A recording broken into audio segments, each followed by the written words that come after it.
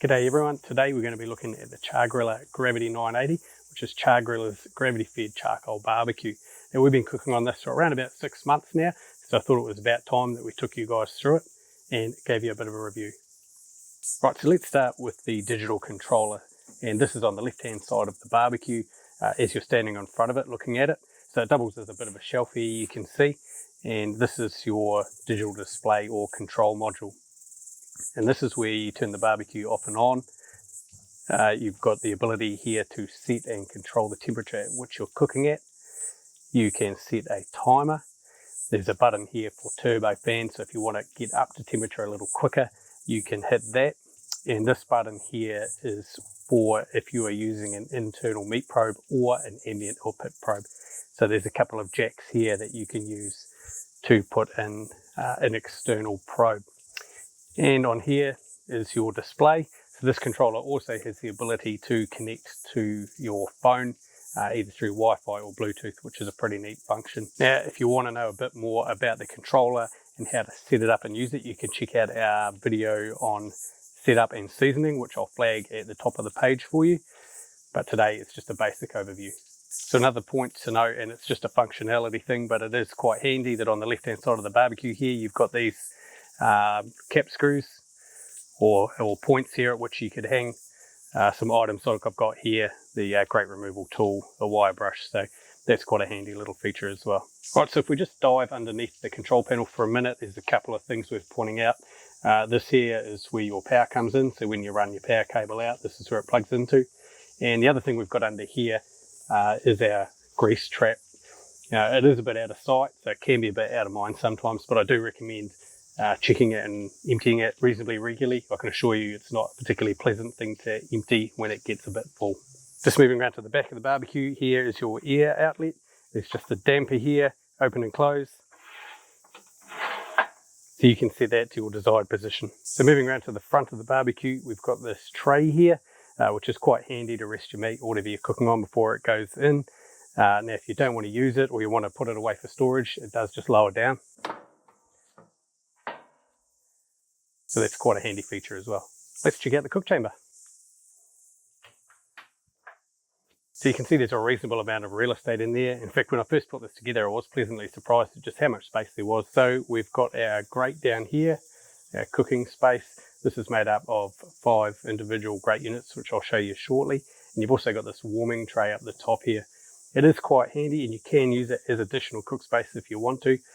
Typically, if I'm cooking a larger cut though, like a brisket for example, I will remove that. And the reason for that is that the distance between the bottom of the warming tray and the grate is actually not that high. And it does also extend out almost half your cook space in terms of your depth there. So if I don't need it, I will just remove it during a cook. So like I said, our grates we can remove very easily. Just use the good old-fashioned Char-Griller grate removing tool.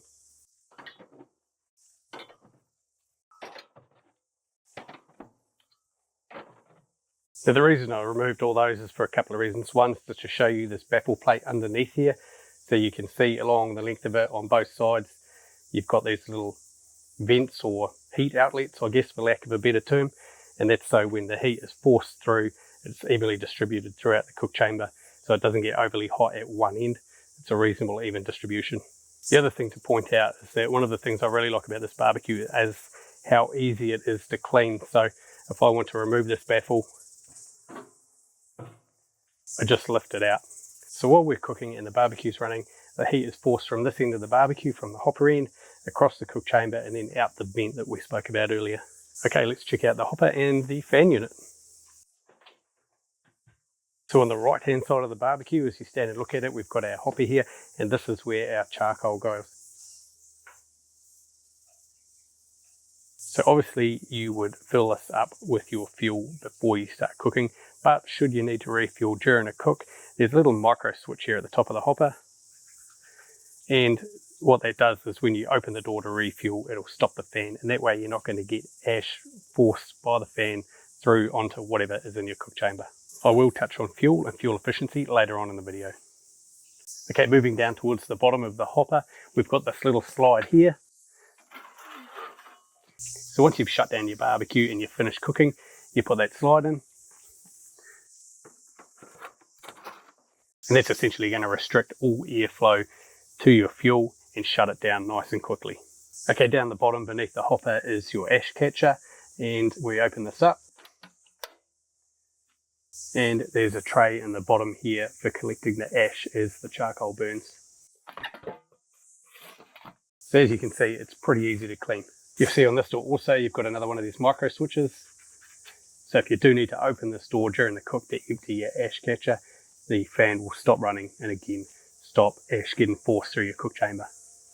So in the bottom compartment here, directly above our ash catcher, you'll see there's a little cage up there, and that is where we light the barbecue. So you can put some firelighters in there, and that's going to start the charcoal burning. Now, if you want to look at lighting this barbecue, go check out our setup and seasoning video where we go through that in a little bit more detail, and I'll flag that at the top of the screen again for you.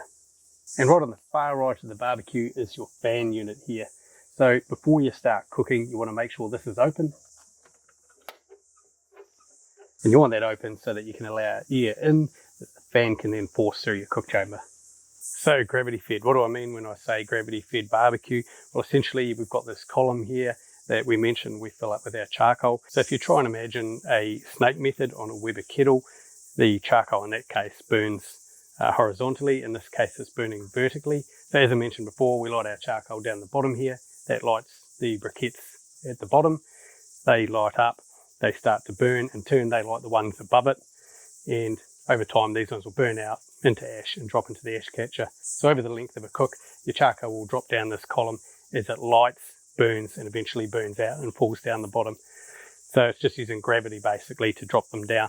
So hopefully I've explained that in a way that you can understand it. I'm sure if you jump on Google and Google how a gravity fed barbecue works, that'll give you a good explanation as well. So cooking on this barbecue, I've used both charcoal briquettes and lump charcoal. In terms of how it operates and how it controls, there's very little difference, if any, between using lump and charcoal. Typically, I will use charcoal briquettes. I use the Kingsford 8-pound or 3.62 kilo bag, which is one of these. So that's the middle-sized Kingsford bag, and one of these will fill this hopper up. Now with that bag of charcoal in there, I can get a 6 to 8 hour cook, no problem. And typically I'm cooking at about 300 to 325 degrees Fahrenheit. There are obviously some other variables that are going to affect your fuel efficiency. One is the type of charcoal that we're using. So briquettes versus lump. Briquettes are a bit smaller, they sit in there a bit nicer, they pack in, you can fit a bit more. The lump charcoal, they're bigger, they're oddly shaped. I find I can't quite fit as much lump charcoal as I can briquettes, so I do tend to find that they will burn out a little bit quicker. The other thing that is going to affect your fuel efficiency is what temperature you're cooking at. If I'm sitting at 300, I'm fine. I know I can get that 6 to 8 hour cook, no problem. If we're ramping it up to sear and we're getting up to 600 or 700 degrees Fahrenheit, it's going to burn through your fuel a lot quicker. And the other thing that helps with the efficiency is the fan control.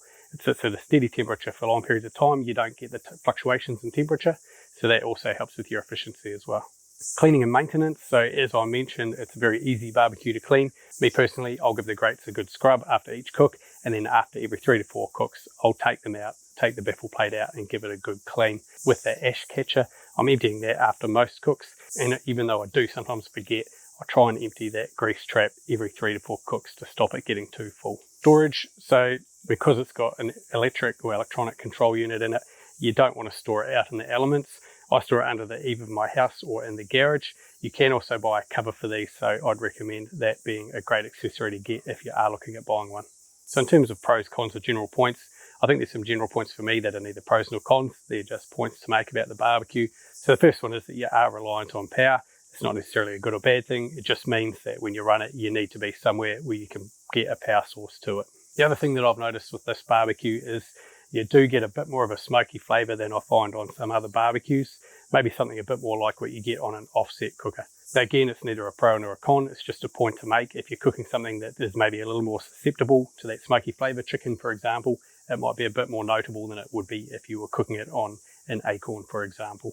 So for me, the pros about this barbecue, it's very easy to light, start up and get up to temperature, and very easy to shut down, which is great. Also, because it's electric fan forced, you're sitting at constant temperatures for essentially as long as you've got it fueled. The other thing too is if you're a busy person and you don't have the time to sit next to an offset and fuel it all day, this is a great barbecue for you. You've got the app, you can monitor it and control it via Bluetooth or Wi-Fi. So that's another feature there that could be really handy. Cons, a couple of things that I don't necessarily like about this barbecue. One is it doesn't travel particularly well. Now you might just buy it, put it together, and it's going to sit in the same spot. But if you're someone who likes to move it around, if you're competing with it or you're going somewhere to cook, I'd recommend when you assemble it, get a bit of Loctite and put it on your screws as you put it together, because they can rattle loose during transit. I did mention it earlier, and it is just a bit of a nitpicky thing, but sometimes I do find that warming drawer a bit frustrating. It would be great if it were just another inch higher. So if you're looking at buying one of these, they retail in New Zealand through Bunnings. Currently they don't have them in store. They're a special order, which basically means you go to the counter, you order one, and they'll get one in for you. I suspect at some point they will have them in store, which would be great. But in the meantime, that's how we're ordering them in New Zealand. They're retailing at Bunnings for just under $1,300, which is reasonably comparative with other barbecues in the same market. So overall, I really like the Gravity 980. There are a couple little irks that I've mentioned, but overall it's a really great barbecue. Really good if you just want something that's super easy to light, get up to temperature, and that you can just leave to cook while you're doing other things. So hopefully you guys picked up something from this video today. Look, if you've got any questions about the Char-Griller Gravity 980, by all means, flick us through a message. We'll do our best to answer it for you. And in the meantime, give us a thumbs up and a subscribe, and we'll see you on the next one.